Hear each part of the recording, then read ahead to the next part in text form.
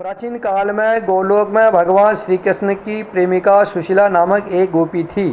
सुशीला को भगवती राधा की मुख्य सखी होने का सौभाग्य प्राप्त था।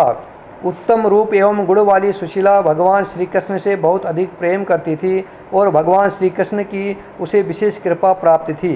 एक बार किसी कारणवश राधा ने उससे कह दिया, आज से तुम गोलोक नहीं आ सकोगी। उसी समय भगवान श्री कृष्ण अंतर्धान गायब हो गए। तब उनके विरह में व्याकुल होकर राधा बार बार उन्हें पुकारने लगी, किंतु वह उपस्थित नहीं हुए। तब राधा अत्यंत विनीत होकर कहने लगी, हे स्वामी, मैं आपके रहस्य को न जान सकी और मुझसे भूल हो गई है, मुझे क्षमा करो स्वामी और दर्शन दो। तब जगत के पालनहार श्री कृष्ण उपस्थित हुए। उसी समय राधा की मुख्य सखी सुशीला वहाँ से चली गई और देवी दक्षिणा के रूप में प्रकट हुई। देवी दक्षिणा के प्रकट होने की कथा इस प्रकार है। बहुत ही लंबी अवधि तक तपस्या करके दक्षिणा ने भगवती लक्ष्मी के विग्रह में स्थान पा लिया।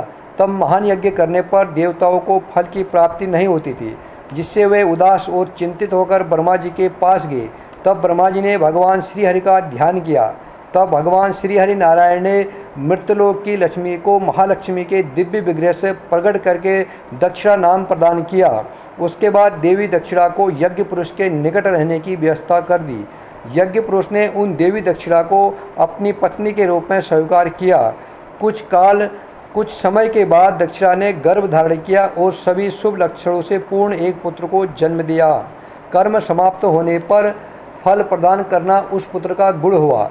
इस प्रकार यज्ञ भगवान और देवी दक्षिणा उस फलदाता पुत्र को पाकर सभी के कर्मों का फल प्रदान करने लगे। इससे देवताओं के प्रशंसा की सीमा न रही। वे सभी यज्ञ भगवान, देवी दक्षिणा और उनके फलदाता पुत्र का गुणगान करने लगे।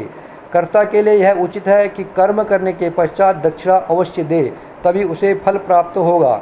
यदि किसी कारणवश अथवा अज्ञान के कारण ब्राह्मणों को दक्षिणा नहीं दे पाता तो दक्षिणा की संख्या उत्तरोत्तर बढ़ती चली जाती है और यजमान का संपूर्ण कर्म निष्फल हो जाता है।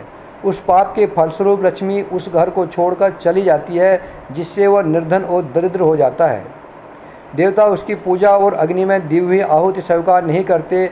भगवती लक्ष्मी के दाहिने करने से ये देवी प्रकट हुई, इसलिए इसका नाम दक्षिणा पड़ा।